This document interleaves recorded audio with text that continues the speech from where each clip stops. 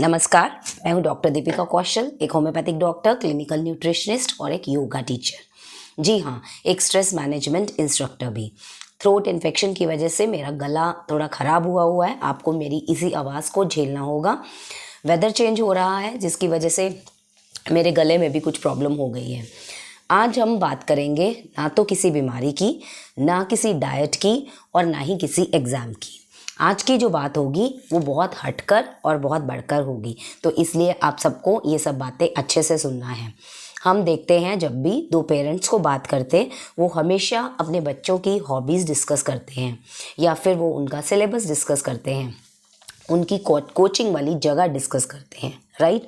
लेकिन हम में से कितने पेरेंट्स ऐसे हैं जो कि डिस्कस करते हैं कि क्या मेरे बेटे ने या मेरी बेटी ने तुमको आज विश किया, क्या मेरे बच्चे के सोशल स्किल्स, क्या उन्होंने आपसे हालचाल पूछा।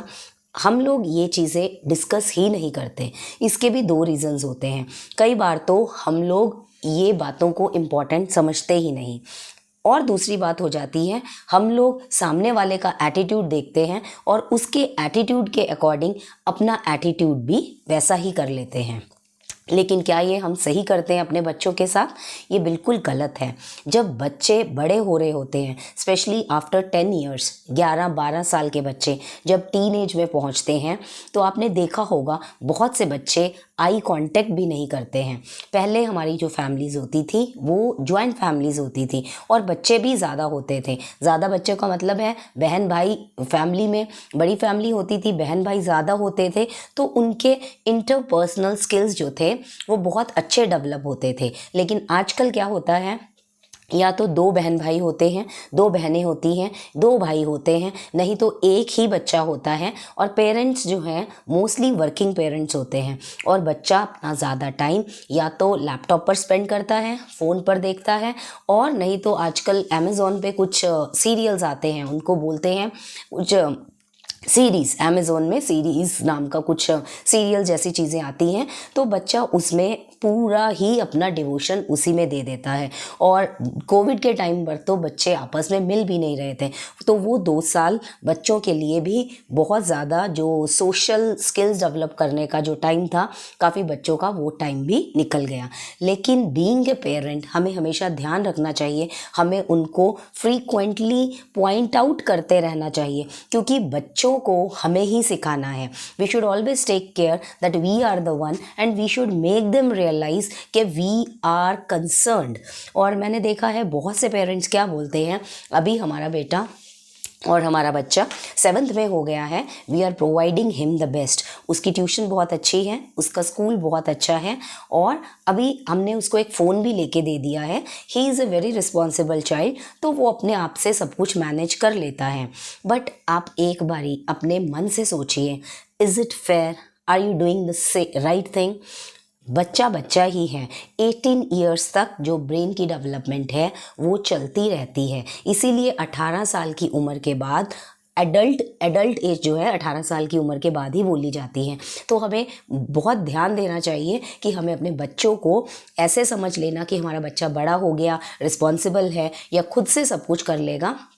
अगर हम ये सब सोच रहे हैं तो that is one way we are doing wrong to our child. और बच्चे को फ्रीक्वेंटली हमें टोकना चाहिए। बहुत सारे पेरेंट्स का एटीट्यूड होता है आजकल के ज़माने में कि हम अपने बच्चे को डिस्टर्ब नहीं करेंगे, तो वो क्या करते हैं, छोटी एज से ही अपने और बच्चे के बीच में कुछ डिस्टेंस मेंटेन करना शुरू कर देते हैं, उस डिस्टर्बेंस का नाम लेके कि हम उसे डिस्टर्ब नहीं करना चाहते।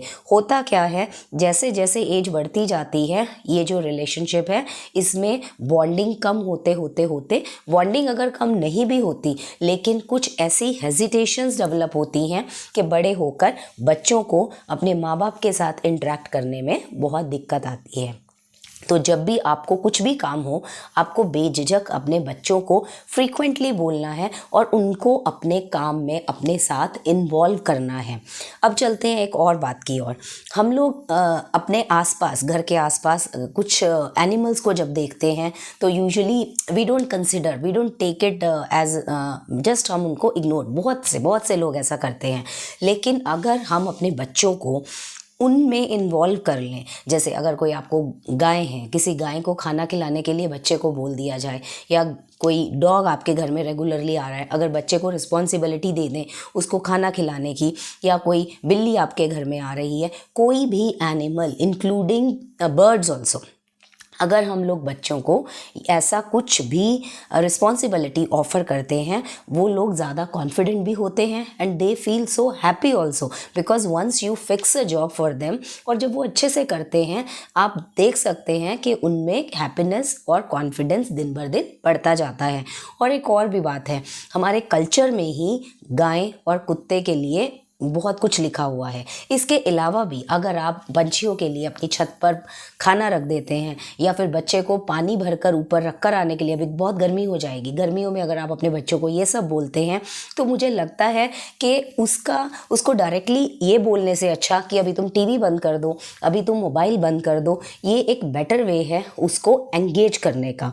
और सिर्फ एंगेजमेंट ही नहीं, इससे क्या होगा, उसका ओवरऑल डेवलपमेंट बहुत अच्छा होगा, उसमें एम्पैथी डेवलप होगी, उसमें सिंपैथी डेवलप होगी, और एक अच्छा ह्यूमन बीइंग बनाने के लिए आपको ये सारे चीज़ें अपने बच्चे को ज़रूर सिखानी चाहिए, उसकी ओवरऑल पर्सनालिटी डेवलपमेंट के लिए। और बच्चे को ये सिखाना बहुत ज़रूरी है कि ह्यूमन बॉडी जो है वो डिवाइन है, क्योंकि हमारा ये जो मानव शरीर है हमें इतने सालों बाद मिलता है, तो जो हमारे रिलीजियस टेक्स्ट जैसे बोलते हैं, अपने बच्चों को हमें फ्रीक्वेंटली वो सब सुनाना चाहिए। शरीर माध्यम खलु धर्म साधनम। So this is the only, we should take care of our body, we should be very particular when we are doing all these things. जो अच्छा काम करते हैं बच्चों को एक्सप्लेन करना चाहिए कि ये सब ऐसे ही हमें करना चाहिए। और इसके बाद आता है ग्रैटिट्यूड। ग्रैटिट्यूड बहुत इंपॉर्टेंट पार्ट है मेंटल हेल्थ में।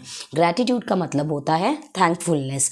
अब जब हम एनिमल्स की हेल्प करते हैं तो एनिमल्स हमसे इन रिटर्न ना तो वो कोई ऐसा बोलेंगे कि हमें कोई अच्छा कमेंट, हम लोग एक्सपेक्ट करेंगे उनसे कोई अच्छा कमेंट दें, ना हम उन्हें बोलेंगे कि आप हमें थम्स अप कर दीजिए, ना अपनी पब्लिसिटी के लिए उनको बोलेंगे, राइट। तो जब हम एनिमल्स की हेल्प करते हैं, एक तरह से हमारी ईगो जो है वो भी शांत होती है, और हम लोग बहुत सेटिस्फाइड फील करते हैं, क्योंकि हम अपने आप को फील करते हैं कि हम लोग उनकी हेल्प कर रहे हैं।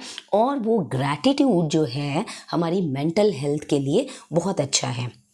कल से हिंदू कैलेंडर के अकॉर्डिंग चैत्र मास शुरू हो जाएगा, जो कि हिंदू कैलेंडर में न्यू ईयर है। तो हम यूट्यूब पे बहुत सारी वीडियोस न्यू ईयर रेजोल्यूशंस के बारे में देखते हैं, वेट लॉस के बारे में देखते हैं, जेंडर इक्वालिटी के बारे में देखते हैं, राइट। तो अगर कुछ भी हम ऐसा भी सीख लें इस न्यू ईयर पे, तो मुझे लगेगा कि हम सच में अपने बच्चों के लिए कुछ अच्छा कर रहे हैं।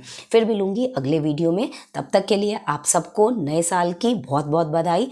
Happy Holi, happy women's day and happy new year to all of you. नमस्ते।